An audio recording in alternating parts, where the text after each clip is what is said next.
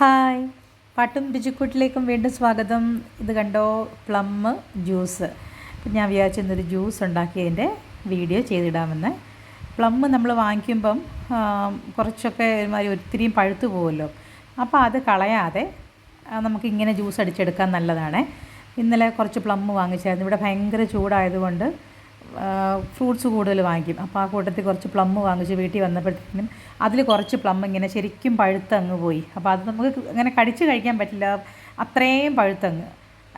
അപ്പോൾ അത് ഞാൻ വിചാരിച്ചു കുറച്ച് ജ്യൂസ് ഉണ്ടാക്കാമെന്ന്. അപ്പോൾ ആ ജ്യൂസ് ഉണ്ടാക്കുന്നത് എങ്ങനെയാണ്, സാധാരണ പോലെ ഉള്ളൊരു ജ്യൂസല്ല, കുറച്ച് വെറൈറ്റിയാണ്. അപ്പോൾ അതെങ്ങനെയാണ് നമുക്ക് നോക്കാം.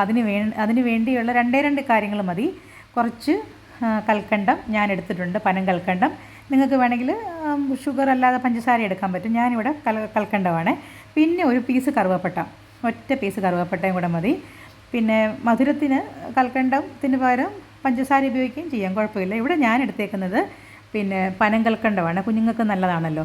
അപ്പം പനം കൽക്കണ്ടം ഒരു പീസ്, കറുവപ്പട്ട ഇട്ട് നന്നായിട്ട് നല്ല വെള്ളത്തിൽ കഴുകിയിട്ട് നല്ല വെള്ളത്തിൽ വേവിക്കണം. ഈ കൽക്കണ്ടവും കറുവപ്പട്ടയിട്ട് നന്നായിട്ട് ഈ പ്ലമ്മും കൂടെ ഇട്ട് വേവിച്ച് വെന്ത് കഴിയുമ്പോൾ ഇത് ഉടഞ്ഞു വരും, നന്നായിട്ട് ഉടഞ്ഞു വരും. എന്നിട്ട് അതൊന്ന് ആറാനും കൂടെ വെക്കണം. ഈ ഒറ്റ പീസ് കറുവപ്പട്ട ഇടാവുള്ളൂ. പഞ്ചസാരയെങ്കിൽ പഞ്ചസാര, കൽക്കണ്ടെങ്കിൽ കൽക്കണ്ടം. എന്നിട്ട് അതിൽ കുറച്ച് ഞാൻ ഫ്രീസ് ചെയ്യാൻ വെക്കുവേ. അപ്പോൾ ആ ഫ്രീസ് ചെയ്തതാണ് ഈ കാണുന്നത്. അരിച്ചെടുത്തതിൽ നിന്ന് കുറച്ച് ഞാൻ ഫ്രീസ് ചെയ്യാൻ വെക്കും. എന്നിട്ട് ആ ഫ്രീസ് ചെയ്തത് ഞാൻ ആദ്യം ഗ്ലാസ്സിലിടും. എത്ര ഗ്ലാസ് ജ്യൂസ് വേണോ അതിലേക്ക് നമ്മൾ ആദ്യം ഇത് കുറച്ച് ഫ്രീസ് ചെയ്തത്, ഇത് ഭയങ്കരമായിട്ട് ഐസ് പീസ് ആക്കേണ്ട, ഒരു ജെല്ലി പരുവത്തിൽ നമുക്ക് ആക്കിയെടുത്താൽ മതി. ഒരു 30 മിനിറ്റൊക്കെ വെച്ചാൽ മതിയായിരിക്കും ഫ്രീസറിൽ.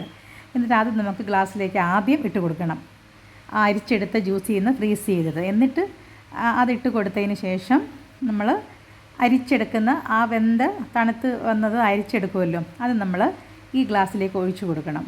അപ്പോൾ ഇത് നല്ലൊരു ജ്യൂസാണ്. ഈ ചൂട് കാലത്ത് നമ്മളിവിടെ ഗൾഫിലുള്ളവർക്ക്, നാട്ടിൽ നല്ല മഴയാണല്ലോ, എന്നാലും അവിടെ കുടിക്കാം, അവൈലബിൾ ആണെങ്കിൽ. ഇവിടെ ഭയങ്കര ചൂടാണ്, 52, 55 ഒക്കെയുണ്ട്. അപ്പോൾ ഇത് ഇപ്പോൾ കുഞ്ഞുങ്ങൾക്ക് വെക്കേഷൻ ടൈമാണ്. അപ്പോൾ ഇത് നല്ലൊരു ജ്യൂസാണ്, വയറിനും നല്ലതാണ്, ബ്ലഡിനും നല്ലതാണ്. കൽക്കണ്ടം ഇടുന്നതുകൊണ്ട് കഫക്കെട്ടും കാര്യങ്ങളൊന്നും വരില്ല. അതുകൊണ്ട് പ്ലം വെച്ചിട്ട് നമുക്ക് ഇങ്ങനെ ഒരു ജ്യൂസ് ഉണ്ടാക്കാം. എല്ലാവർക്കും ഇത് ട്രൈ ചെയ്ത് നോക്കാൻ പറ്റുന്നതാണ്. പ്ലം അധികമായിട്ട് പഴുത്ത് പോകുന്ന ഏത് ഫ്രൂട്ട്സ് ആണെങ്കിലും നമുക്ക് ചെയ്യാം കേട്ടോ. ഇതേ മെത്തേഡിൽ തന്നെ നമുക്ക് ചെയ്യാൻ പറ്റും. ഇതേ രീതിയിൽ തന്നെ നമുക്ക് ചെയ്ത് നോക്കാം. പ്ലമ്മോ ചെറിയോ എന്ത് ഫ്രൂട്ട്സും, ഈവൻ ആപ്പിളാണെങ്കിലും മുന്തിരിങ്ങയാണെങ്കിലും ഒക്കെ നമുക്കിങ്ങനെ ചെയ്ത് നോക്കാമേ. അപ്പം നല്ലൊരു ടേസ്റ്റാണിത്. കുറച്ച് തണുപ്പ് ആവശ്യമുള്ളവർക്ക് കുറേ കൂടെ തണുപ്പിച്ചാൽ കുറേ കൂടെ നല്ലതാണ്. ഇവിടെ കൊച്ചു കുഞ്ഞുങ്ങൾ പിള്ളേരുള്ളത് കൊണ്ട് ഞാൻ അധികം ഇത് തണുപ്പിക്കത്തില്ല.